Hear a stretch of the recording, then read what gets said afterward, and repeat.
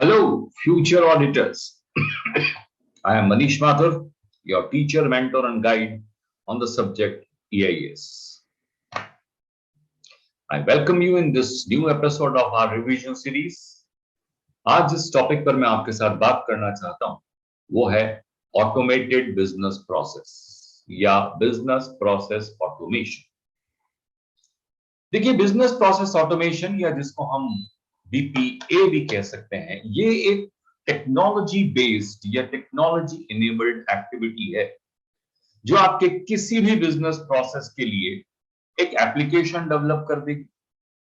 वो एप्लीकेशन आपके corporate server पे इंस्टॉल हो जाएगा और वहां से आपके सारे यूजर्स अपने कंप्यूटर को प्रोसेस से कनेक्ट करेंगे और सर्विस अवेल कर लेंगे। This entire process is called business process automation. Business process automation mainly आपके प्रोसेस की एफिशिएंसी और इफेक्टिवनेस उनको इंप्रूव करने के लिए किया जाता है। इसलिए प्रोसेस ऑटोमेशन आपका बिजनेस टेक्टिक्स हो सकता है, बिजनेस स्ट्रैटेजी नहीं। If you start a new process, altogether new process, then this could be a business strategy. लेकिन यहां तो प्रोसेस तो वही है जो पहले हम मैन्युअली करते थे और अब उस प्रोसेस को हमने टेक्नोलॉजी इनेबल्ड करके ऑटोमेट कर दिया है। So since process remains the same, automation can be called only as a business tactics and not the strategy. Organisations को जब अपना एक प्रोसेस ऑटोमेट होकर इंप्रूव होता हुआ नजर आता है तो वो बैक टू बैक अपने सभी प्रोसेसेस को ऑटोमेट करना शुरू कर देती हैं और इस तरीके से डेवलप हो जाती हैं ढेर सारी एप्लीकेशंस। फाइनली सारी एप्लीकेशंस को कंबाइन कर दिया जाता है, इंटीग्रेट कर दिया जाता है और बन जाता है business system. When all applications are combined together, which are making your process automated, when all the applications are combined together, they become business system. Business processes को automate करने का जो पूरा टेक्नोलॉजी इनेबल्ड एक्टिविटी है वो 4 steps में पूरी होती है। सबसे पहला है analysing, second is documenting, third is optimizing, and fourth is automating. Interesting चीज, बिजनेस प्रोसेस ऑटोमेशन के 4 स्टेप्स और उसमें भी ऑटोमेशन चौथे नंबर पे। The first step is analysing. Analysing वाले स्टेप के अंदर हम ये पता लगाने की कोशिश करते हैं कि which business process needs automation. मैं ये तो नहीं कहना चाहता हूं कि कोई भी ऐसा बिजनेस प्रोसेस हो सकता है जिसे ऑटोमेट ना किया जा सकता हो, but still some business process can better done manually. तो फर्स्ट स्टेप ऑफ एनालाइजिंग में हमें ये चेक करना होता है कि हमें कौन कौन से प्रोसेसेस का ऑटोमेशन करना है। Once we have shortlisted the processes to be automated, second step आता है documentation.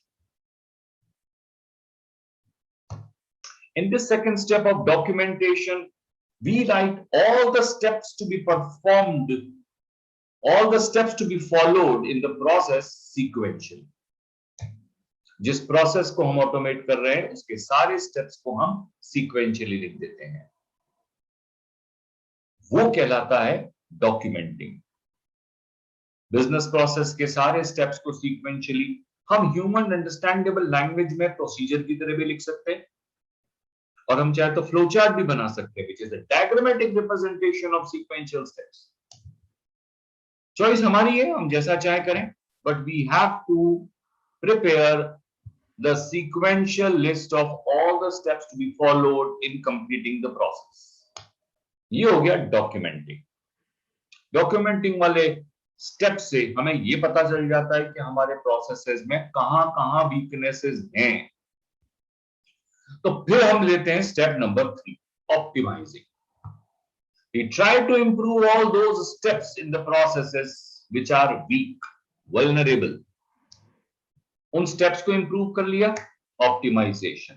And then comes the last step, automation. फिर हम उस process के लिए एक application बना देते हैं. Finally, when the application is developed, tested, it is installed or implemented on the corporate server, और अब वहां से कोई भी यूजर हमारे प्रोसेस की सर्विसेज अवेल कर सकता है. So these are the 4 steps in which the business processes can be automated: analyzing, documenting, optimizing, and then automating. Business process automation का ये पूरा टेक्नोलॉजी इनेबल्ड एक्टिविटी तब तक सक्सेसफुल नहीं माना जाता जब तक ये 4 फंडामेंटल ऑब्जेक्टिव्स अचीव नहीं कर लेता. वो 4 fundamental objectives to be achieved by the business process automation are सीटा,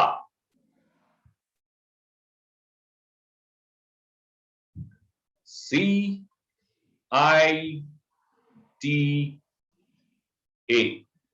थोड़ा सा मैंने अलग ऑर्डर में लिख दिया, but for the easy remembrance you can write it as CITA. CITA: confidentiality, integrity, availability, timeliness. ये 4 ऑब्जेक्टिव्स अगर अचीव होते हैं तब माना जाता है कि प्रोसेस ऑटोमेशन सक्सेसफुल हुआ है.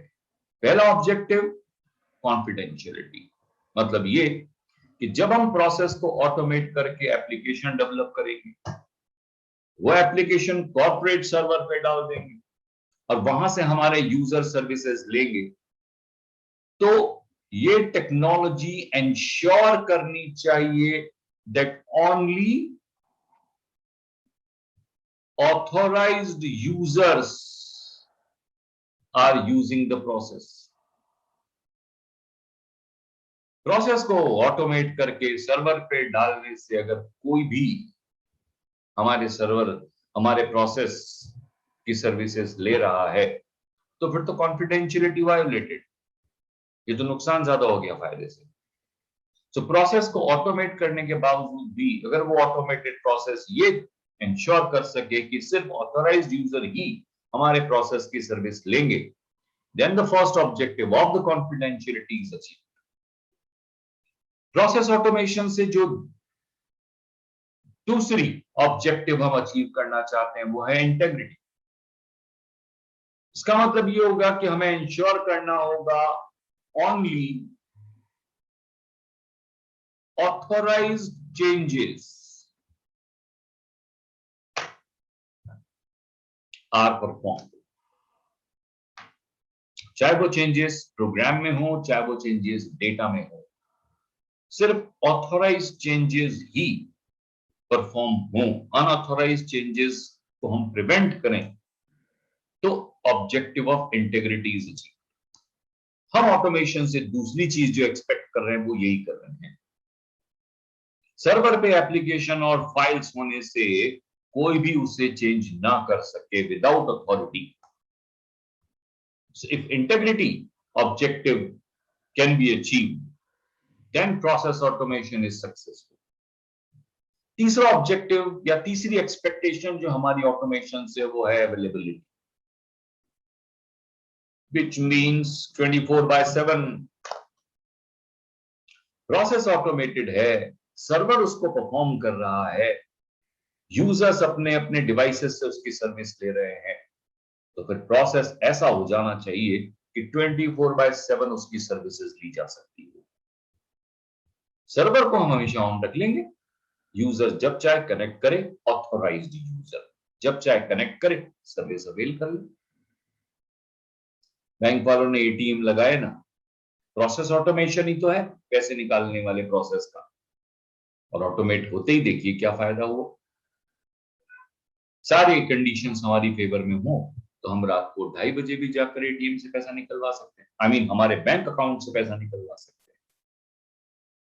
एटीएम मशीन्स डेवलप करके बैंक अकाउंट को एक्सेस करने की परमिशन देना is an example of business process automation by bank. Fourth objective जो हम एक्सपेक्ट कर रहे हैं बिजनेस प्रोसेस ऑटोमेशन से, वो है timeliness, which actually means speed.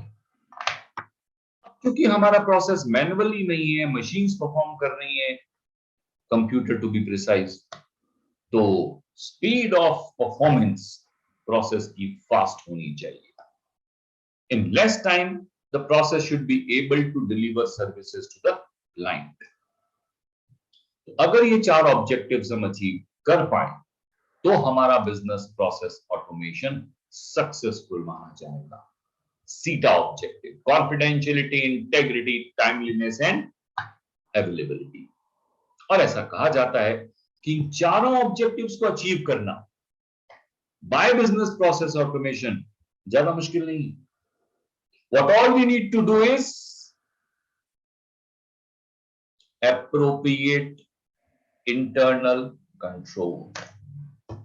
हमें अपने प्रोसेस ऑटोमेशन में, हमें अपनी एप्लीकेशन में जो हमने प्रोसेस ऑटोमेशन के लिए बनाई है उसमें सफिशिएंट इंटरनल कंट्रोल्स लगा देने होंगे। वो कंट्रोल सफिशिएंटली लगे होंगे, एडिक्वेटली लगे होंगे, इफेक्टिवली काम कर लेंगे, तो all 4 objectives of automation can be achieved. Okay, अपने इस वीडियो में इतना ही रखता हूं, फिर आपके साथ दोबारा मुलाकात करता हूं जल्दी ही अपने नेक्स्ट वीडियो के अंदर।